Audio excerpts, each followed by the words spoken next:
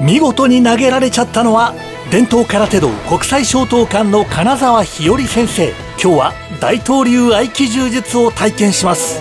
山本先生の指導でこの通り気持ちよさそう先生、どうしてボールを持っているのですか？はい、これは、一つ軸指を作ってそこを軸に回転させます。こうですね。はい、で、それをよく練習するボールを使うんですけど、はい、2D じゃなくて、はい、3D ですね。こういうふうに 3D にしてこうやってグッと握っていくんですね。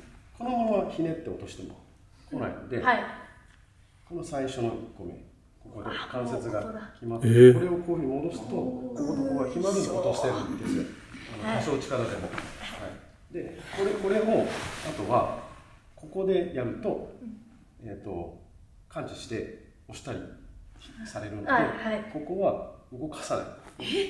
なんでこういう体の中を動かす。これですね。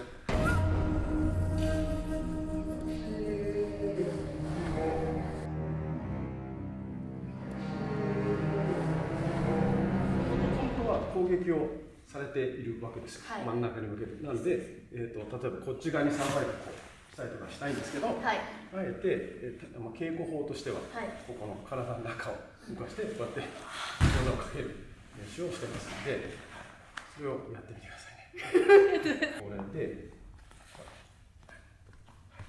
そうですそうです。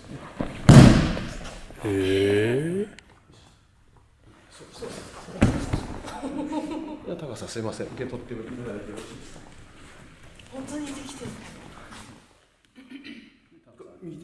僕の方が分かりやすいと思います。はい、握っていただいて、はい、で 3D を意識してこうですね。これ今の話。そうです。そういうこと。最初の円の半分は動かさないように耐えていただいて、そこから動いて全然しまっているので。はい。はい。そうなると変わっちゃう。ごめんなさい。最初の半円がそうです。なのでこれがボールがなかったとしても、ボールがあるもんだと思って円をこっちにこう来るともう握っていただいて、こうやってひっくり返してはかからないので、最初のこれですね。これ2戦見て、これ微妙に本当に微妙ですよね。これですね。ここも曲がらないですね。曲がらないようにしといて戻してあげると、ちょうどここがロックしてるんで、かけやすいんですよ。ぐちゅぐちゅが決まってで、これだけだと実は手だけしか使ってないので動かないんですよね。ですので、この動きを体で作ってあげるんです。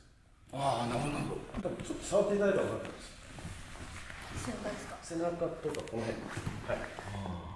で、手だけってこういうことですよね。動いてないですね。動いてない。目つって触ってたんですけど、すごく大きく動いてる感じはするけども、実際見たらそうだよ、外から見てると動いてないように見えるもんね。でも目の前にいたらね、すごいなんか波がこうボールがどういう役目を果たしてるんですか？手首を、作って回してあげるということと、こう撫でるようにですね。そうすると手首が柔らかく使えるようになっていると。これとこれを潰さないとですね。なんでちょっと柔らかめのボールを強要してるんですけど、指をちょっと多少伸ばしながら回してあげるということですね。で、この動作がなかなかこう一人動作をするときに空中で止まって中指の軸にこうやって回すことがなかなか最初難しくて、こういう動きはできるんですけど、これが難しいってことですね。難しい。そうなんですよ。ボールがあった方がイメージしやすいわ。ボールがとかがあった方がイメージしやすいんで、こういう手首の練習のためにボールを使ったりいたします。なるほど。なんでこういうの。全部すべてこう 3D の円をどっかに作ってあげると。それが結果的に柔術になってるってことなんですよね。なんで別に見なくても、横からでも全然ないです。見なくても今のこれがイメージが湧いてればこうできるわけです。やってみてください。それとここを動かすのははい最初大変なので、はい大体次の関節、次の関節から動かします。なので、相手がぐっと握って、ここだけだったら肘がまだ動くのでいいんですけど、肘もこうやって押さえられたら、ここか。そうそう、ここを動かしてあげて、おお。こうやって動かして、せーの。おお、なるほど。なんで、手の右手とか最後になるべく動かしてあげて。でもこの辺掴めちゃった背中だ。背中でもいいですし、今度はこっちが動くので、こっちが動かしてもいいわけですよね。なるほど。動くところを動かしてあげると。あとはさっきの説明の中で、ここが動いてないっていう相手に感知されちゃうから、ここがこうやるとね分かっちゃうけど、さっきの先生のここを動かさないでっていうのがすごいなんか極意じゃないけどコツの一つじゃないかなとすごい思いましたね。はあ。これ動いちゃう。動くよね。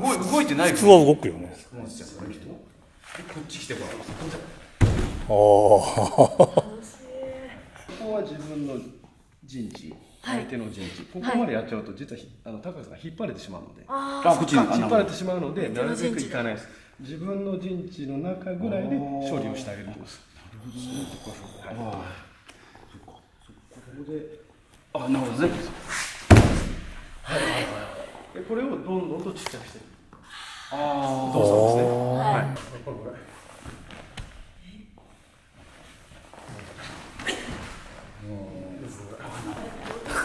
ちっちゃくしてる今みたいにちょっと不思議に見える。歌ってシンプルで、こう来たらこうですね。そのさっきのこれでちゃんとできてるんですよ。うまいこと相手の。でこれこれいっちゃうわけいっちゃう。例えば今ここまでいったじゃないですか。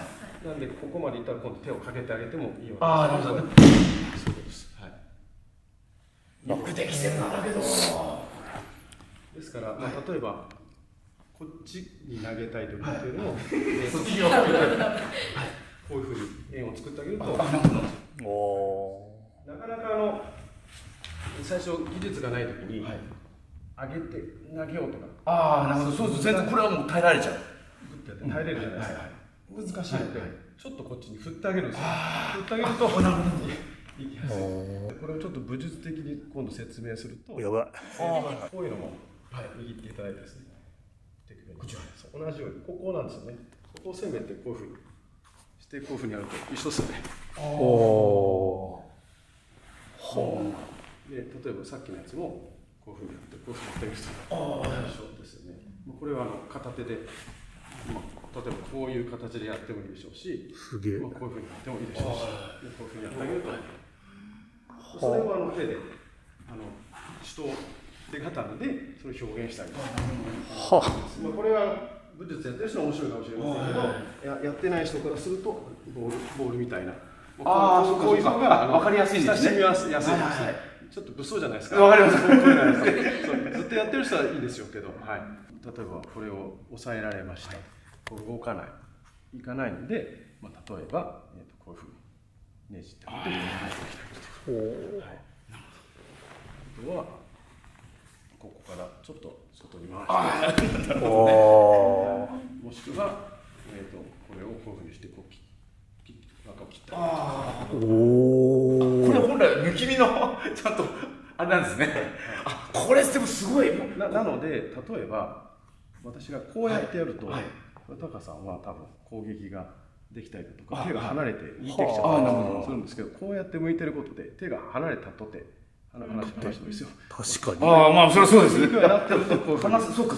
これを抑えるためにこうやってると、でもそうですよね。例えばこういうふうにやると全然怖くないので、これはなるべくこっちにここを攻めるように攻めたい。ここですよ。これですね。なのでここ来て、こういうふうにいくよ。これですよ。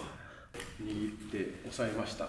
で、ここは引けないので、さっき一緒ですね。こういうふうに。やってあげると行くので、あとからですね。こっち行くときもこうやっていくと手が上がってくると危ないので、ちょっとですね、ここでもこっちを攻めて、でこれは手で表現すると、全く一緒だ。現代ではあんまりそれはまあ確かにこれはあれですからね。誰が持ってるの持ってたらまたね。ない持ってるんですね。これは術理としてはそういうことですね。ですのでそういうのが分かってくると、自分で握ったとして、これですよね。さっきのこれがこう決めてるんで、これ打ったりするわけですよね。これがこれだと思って操作をすればいい。ここ行ってるんで、こっちも。今来た。首がブンってなってましたよ。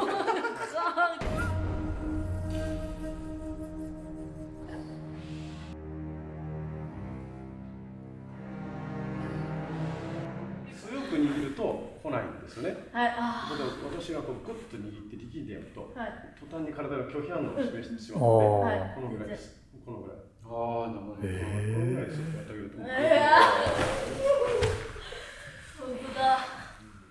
つまりこれは山本先生も投げてやるぞとか掴んでやるぞとかグッてそれがあっちゃダメなわけなんですね、先生の方がね。力みが強すぎると、はい、お互い力んだ状態で拮抗してしまうので、なのでどちらかと相手の力を受け入れるぐらいの体の余裕は残しておかないとですね、緊張しないというかね、自分の体を緊張させない。今普通におしゃべりしながらやられてるじゃないですか。呼吸とかも関係あるんですか？いい質問だと思います。今円の説明をしましたね。次呼吸っていうのがあるんです。で呼吸には2つ意味がありまして、数波する呼吸とタイミング、呼吸を合わせるのタイミングがあります。でさっき技をかける時ですけど、黒帯ワールド初登場、大東流合気柔術。いやーびっくりしましたね。でも驚きはまだまだ続きますよ。次回をお楽しみに。エブリワンイザヒーロー in 黒帯ワールド。黒帯ワールドでは誰もがヒーロー、もちろんあなたも。それではまた黒帯ワールドでお会いしましょう。